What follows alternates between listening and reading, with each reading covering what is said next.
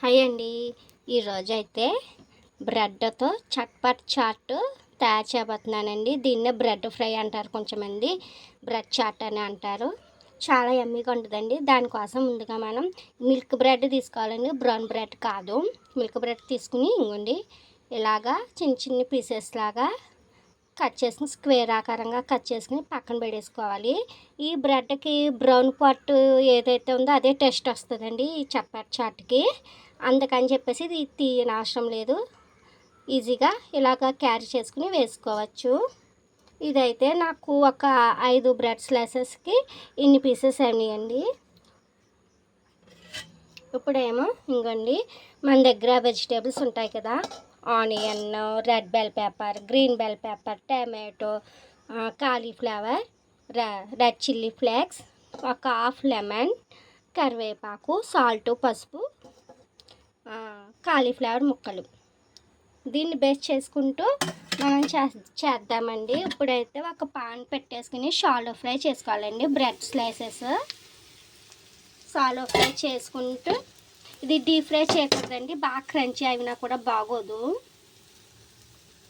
ఈ చాట్ అండి ఈ ఏజ్ వాళ్ళు ఆ ఏజ్ వాళ్ళు అని కూడా భేదం లేకుండా మొత్తం చిన్న పిల్లల నుంచి 100 సంవత్సరాలు ముసలి వాళ్ళ వరకు కూడా ఈజీగా క్యారీ చేసుకుని తినచ్చండి. ఎందుకంటే మనం బ్రెడ్తో చేస్తున్నాం కాబట్టి బ్రెడ్ ఈజీగా అరుగుతుంది, డైజెషన్ అవుద్ది అన్నమాట. అందుకనేసి ఇవ్వండి మన బ్రెడ్ ముక్కలు అయితే ఈ విధంగా ఫ్రై అవుతున్నాయి, ఇంకా ఫ్రై అవ్వాలి. ఈ ఫ్రై అయ్యే లోపల నేను ఒక టిప్ చెప్తానండి, అదేంటి చిట్కా.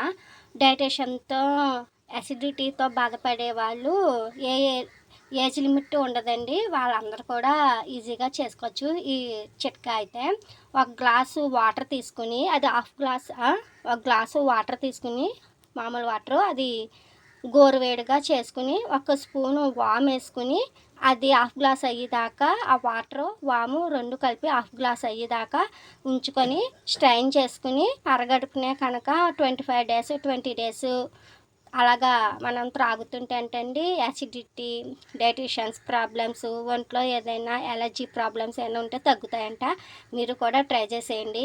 ఇవ్వండి వెజిటేబుల్స్ అన్నీ 1 స్పూన్ ఆయిల్ వేసుకుని కడాయి పెట్టేసుకుని 1 స్పూన్ ఆయిల్, కరివేపాకు ఏవైతే ఉన్నాయో వెజిటేబుల్స్ అవన్నీ వేసుకుని ఫ్రై చేసుకోవాలండి. ఇది కూడా షాలో ఫ్రై అవ్వాలి, డీప్ ఫ్రై అవ్వక్కర్లేదు, గుర్తుపెట్టుకోండి అండి. నా ఛానల్ చూస్తున్నారు కానీ లైక్ షేర్ చేయట్లేదండి, పాపమండి. లైక్ షేర్ చేయకుండా సబ్స్క్రైబ్ చేయాలి.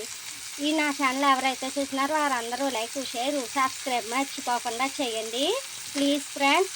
మీ లైక్ షేర్ సబ్స్క్రైబ్తోనే నా ఛానల్ మోటివేషన్ అవే ఛాన్సెస్ ఉన్నాయి, మర్చిపోకండి ఫ్రెండ్స్. మీరు చేయండి, మీరు ఒక్కొక్కరు చెప్పిన ముగ్గురికి లైక్ షేర్ చేయమని చెప్పండి. ఆ ముగ్గురికి కూడా ఒక్కొక్కరు చెప్పిన లైక్ షేర్ సబ్స్క్రైబ్ కూడా చేయమని చెప్పండి, మర్చిపోకండి. ఇవన్నీ ఇవి ఇలా ఫ్రై అవుతున్నాయి. ఫ్రై అయ్యాక బ్రెడ్ ముక్కలు వేసేసుకోవడమేనండి. బ్రెడ్ ముక్కలు వేసుకొని ఒక్కసారి ఫ్రై చేసుకోవాలి.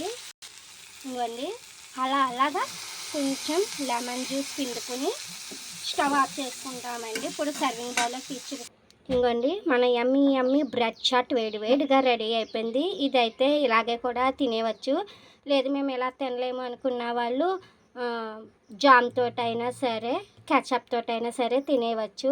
ఈ వీడియో మీకు ఎలా ఉంది, నచ్చిందా? అయితే లైక్ షేర్ సబ్స్క్రైబ్ చేయండి. ఉంటాం friends. Good morning, bye, kiss smiling, have a nice day.